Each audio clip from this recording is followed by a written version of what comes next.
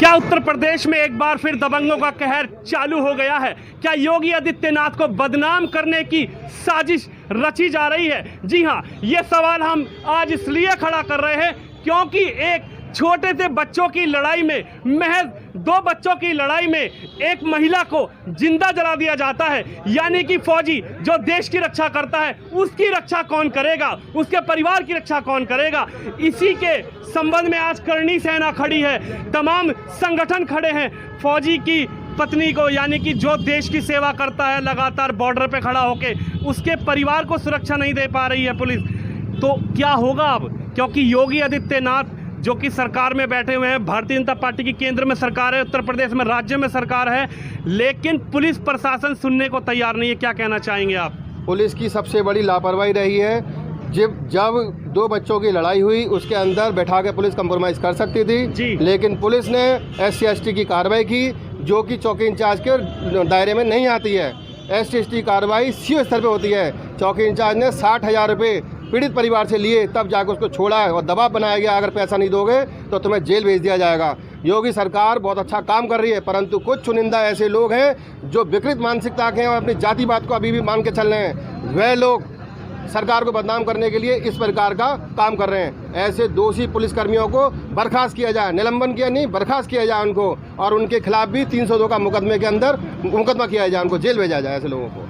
जातिवाद की मैडम बात हो रही है, जातिवाद की, लेकिन फौजी की तो कोई जाति नहीं होती, फौजी का कोई धर्म नहीं होता। जब वो बॉर्डर पे जाता है तो वो पूरे देश के लिए, सर्व समाज के लिए वहाँ पर लड़ता है जाकर, लेकिन उसमें फिर जातिवाद कहाँ से आ गया? क्या पुलिस प्रशासन को ये सोचना नहीं चाहिए था कि ये फौजी का परिवार है, ये हमारे देश की रक्षा करता है, हमारे बच्चों की रक्षा करता है, हमारे परिवार जब सोते हैं, जब फौजी वहाँ पर जगता है?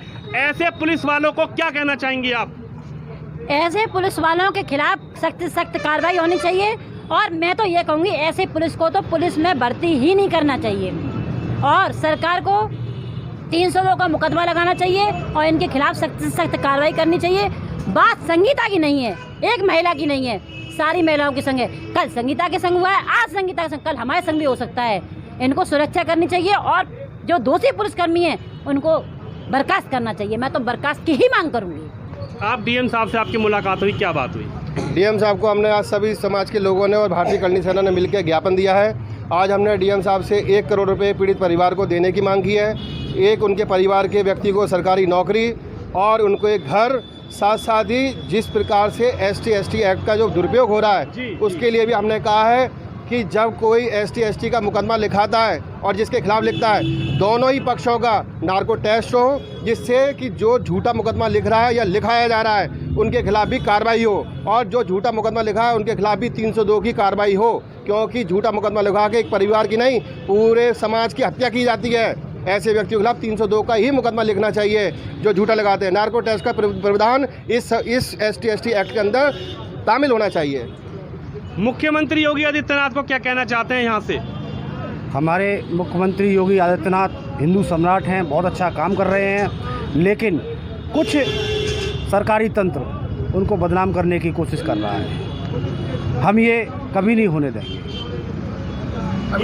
जी अभी तो कम आए लोग, अभी तो चोंदा लोग पहुँचे। अगर कार्रवाई नहीं हुई, CO अगर बर्खास्त नहीं हुआ और दरोगा बर्खास्त नहीं हुआ तो बहुत बड़ा आंदोलन होगा। महाराज जी को बदनाम करने की साजिश ये पुलिस प्रशासन कर रहा है। आप समझ ना किस तरह से छोटे छोटे बच्चों के झगड़ों में उसको ये महिला की जान चलेगी, ये पता नहीं पुलिस प्रशासन किसके उसमें दिमाग में काम कर रहा है। आप समझ रहे हैं, बहुत बड़ा आंदोलन होगा अगर ये CO सस्पेंड नहीं हुआ, बर्खास्त। मैं बर्खास्त की मांग कर रहा हूँ और इस दरोगा के खिलाफ 302 का केस दर्ज होना चाहिए।